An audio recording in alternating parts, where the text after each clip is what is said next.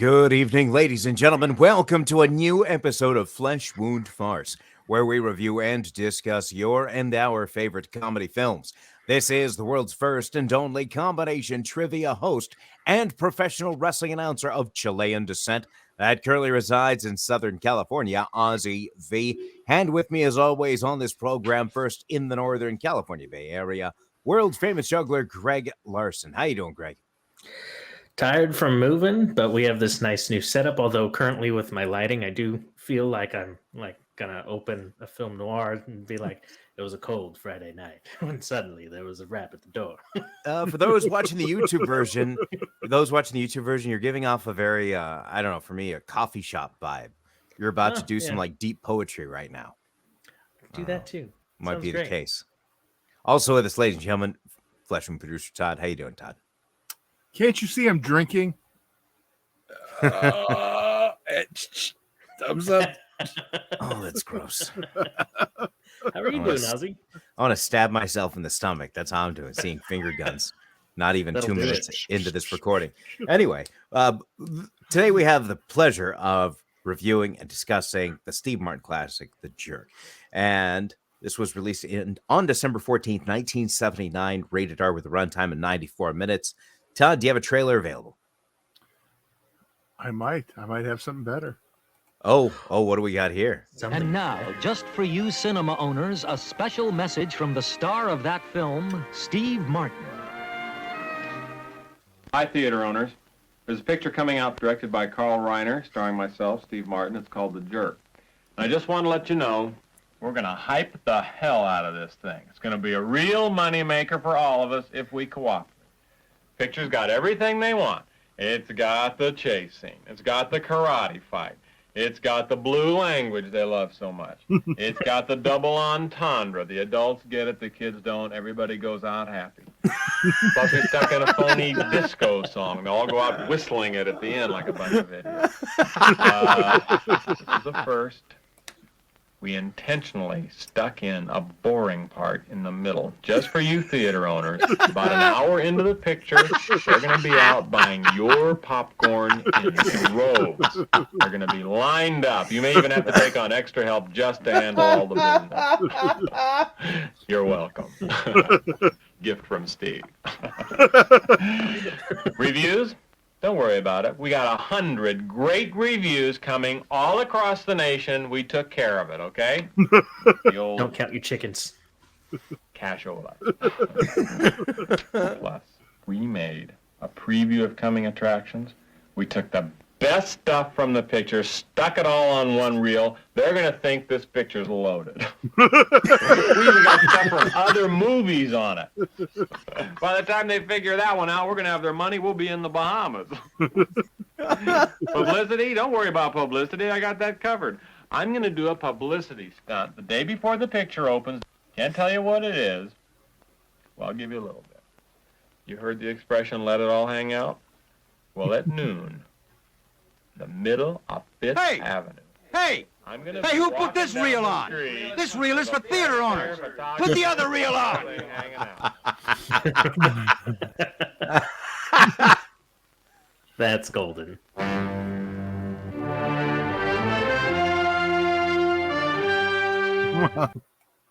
All right. That's incredibly Steve Martin. Would you like to see the actual trailer? Well, I would just like to explain first, those listening to the audio-only version, at the bottom of the top of what we just saw, it had said theater owners only, and at the bottom it said not to be shown to the general public. So it just, man, that I think is probably the perfect, I believe, trailer to a movie, just to give you the kind of idea of the kind of comedy that you should expect. Without giving you a single frame of the film. Without giving you a single frame of the film. And man, that line of, we put all the best stuff in this thing, so they think it'll be great in 1979. Like, oh man, 40 years ago? That's amazing. Ahead of his time. Ladies and gentlemen, that was a trailer for The Jerk. Again, released on December 14th, 1979, rated R. Runtime of 94 minutes, written by Steve Martin, Carl Gottlieb, Michael Elias, directed by Carl Reiner, starring Steve Martin, Bernadette Peters, Caitlin Adams. And I mean, initial thoughts on this. This one's a classic, but it never reached my radar because obviously with the R rating, it didn't come till Yeah. I was in high school, and it was a like a secret pal gift exchange for the musical or the play that we were all in, right? Mhm. And the final gift I got was a copy of The Jerk on VHS. And I had looked at the person, I said, "Thanks, but I'd never seen this." And they're like, "You're going to love it." And I did. I mean, from start to finish, it's one of the greatest comedies of all time. I mean, it's hard to argue with the everything that's in it. And I Mhm. mean, seeing that clip there it really makes you think how they talk about an hour in, we're going to put in a boring part. Sorry, people go buy popcorn. Makes you think. I want to see where that actually falls in the film and what actually happens about an hour in now. Right. But Right. anyhow, how about initial thoughts on this, Greg?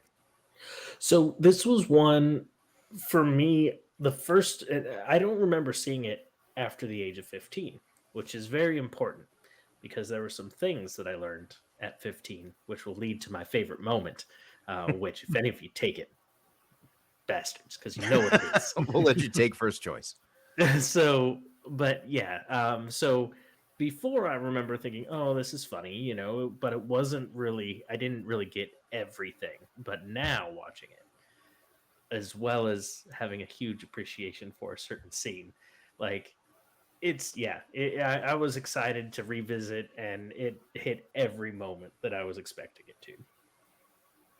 Absolutely. It hits better almost with age. Like, I mean, Yeah. that goes without saying, but more so every time you see it, it gets better. As in, Mhm. like, no matter how old you are. Todd? Well, when this one was brought up, I was excited because I love this movie. Mhm, I'm gonna pull an Aussie here. I was probably too young when I saw it the first time, but I remember after I saw it the first time, I remember seeing the TV version, being really annoyed certain words were missing. There is a theme in there that's kind of we'll say the scene with the Italians kind of plays a lot different in the TV scene, but Got it. yeah, this movie's a favorite. I love this Which, one. by the way, the Italian mob scene featuring iron balls, the individual playing iron balls was actually co-writer Carl Gottlieb. So the Mm. fact that they wrote him to be named Iron Balls is I found pretty funny. That's fantastic. So getting into these favorite moments, it's really hard to pick one because I mean, you might have heard us say before it was so hard to pick one. There's so many to choose from. Really, it's like this is hitting you multiple times over and over with either setups or just punchlines, Right. and it doesn't stop, and it feels. It only has a runtime of 94 minutes, but you feel like the value you're getting with the content you're getting would be equal to that of a 2.5 hour movie almost, but it's just crammed into this 94-minute package. And I say in terms of the comedic value and gold that you see, so it's a plethora of things to pick from. So, Greg, I'm curious. Let's hear the story. And you like that? Yeah, I did. Excellent. So That was when my brain was like, the little guy was like, oh, use this one. Yeah. So you see, at 15, I learned the art of juggling. Ah. And there's a scene with some cats that you're like, oh, this is a cat fighting ring. No.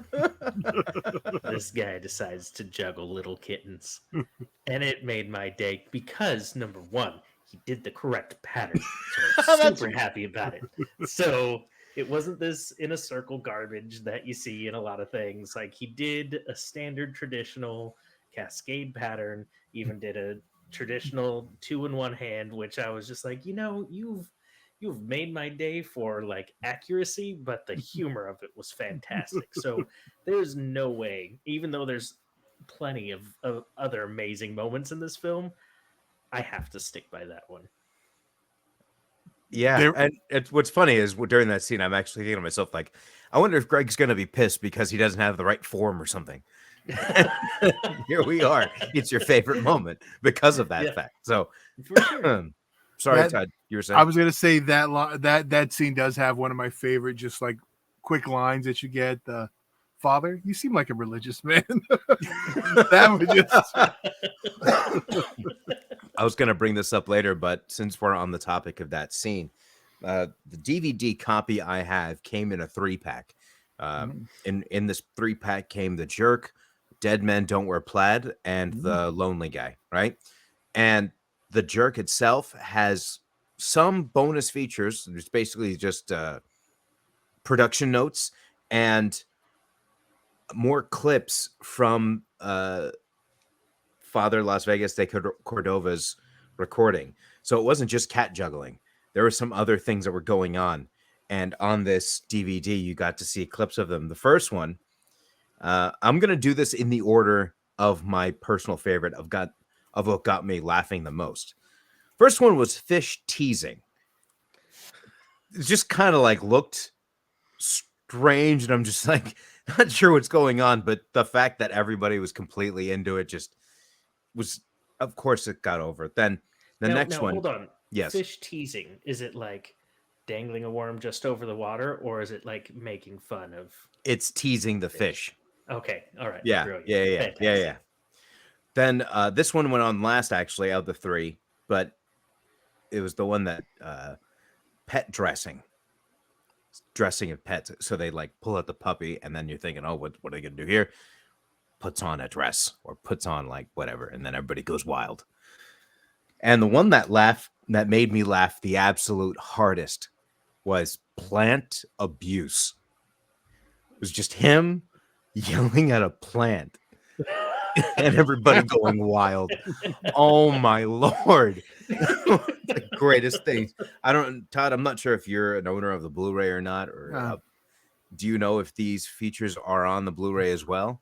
There's actually a newer Blu-ray that came out, the Shout Factory one, and let me just double check I'm pretty sure, I know it has some exclusive extras too. I'm kind of more people need to see those 3. It's just like to fit into those, like it was pretty good. But as Todd's like, I got to pull up the bad. It has a conversation. Yeah, it still has the lost film strips of Father Carlos. So there you go. If you order get the Blu-ray of The Jerk, you can find these clips that I just spoke of. So, Todd, do you have a favorite moment you'd like to talk about? I know there's a lot to choose from, and most of them I can't say. That's my problem. Ones that you can say. I gotta go. It's the closest one I can get away with. You mean I'm going to stay this color? Yes. I kind of tipped that off with what I posted. So, with all the ones that like might seem kind of obvious, I wrote one down that was so just out of left field that it actually just sucker punched me. And that was, damn these glasses. Yes, sir. I damn thee. Yes. Did not expect that. It just completely out of nowhere and just kills you. Kills me every time. And what's really tough is that scene is so closely followed by another scene when he thinks cans are defective. Oh yeah. Yes. Man, like what a sequence of events. Holy Toledo. But I think it's no secret. It's I'd be hard pressed to find anybody that would disagree in giving this a 5. So, I mean, obviously, it's a 5 from me completely. If you haven't seen it, I don't know what's wrong. I don't know what the deal is. I don't know if you hate Steve Martin, or I don't know if you just I don't know. Just have no sense of humor. Like maybe. But yeah, that's not true. I liked it. Like you have to give it a 5. There's just no way you can give that anything less. Yeah, Todd, I'm sorry, what were you saying? I forgot. Okay. Well, it's a 5 from you, I assume. Absolutely a 5 from me. Um, out of curiosity, have either of you seen The Jerk 2? TOO? No. Do not ever No. attempt to. Oh It no. it came out in '84. It was a made-for-TV movie. It was meant to be a pilot for a Jerk TV show that never happened. It's bad. It's basically this movie again with I can't remember the name of the actor in the role, and of course, shithead went away pretty quick. I mean, That's so Right. sad. So, as of this recording, and we are recording on May 21st, it is available to stream via Showtime for those subscribers, and of course, available for rent or purchase. I mean, if you haven't seen it and you like Steve Martin, there's a good chance you should just end up purchasing it and you will not Yeah. regret it. I was gonna say, there's no need to rent this movie. You need to just get it. It needs to be in your collection. Yeah. absolutely. All right, well, that was our review of the classic, The Jerk. Gotta check it out. But before we leave here this week, there's a bit of a bonus feature here. Greg had sent me a text message a few weeks ago saying, there's something I just saw. I had to get it for you. You might want to open it on the show. So I'm opening it on the show. I have a knife Now- here. This What's is the way on- Ozzy would normally like our show to be arranged. Yeah, whatever. Shut up. Greg, did you want to say anything before I So- continue to open this? So Any as has backstory? been Or... mentioned, yeah. So as has been mentioned, I just moved and I saw some wonderful stuff. And I think as we're getting older, we should decorate our homes with art. I think that we do need to continue to grow and become more adults and cultured. So I saw this wonderful picture, which I had to get for myself, which they've painted Invader Zim into this nice classic painting you might see at a yard sale. and, and this same website had some other stuff. And there was one that I laughed so hard at. And I was like, I need to get this for Ozzy. Oh wow, this And- the way it's packaged is very ominous. See, so this is to keep Ominous. it in, well, this is to keep it in place, right? It's face down, right? So it's even like, oh, what's it gonna be? And my wife's comment of it when she saw it was, "Oh God, that's ugly." When she opened it and saw it in person, she said, "Oh my God, it's worse in person." All right, let's see.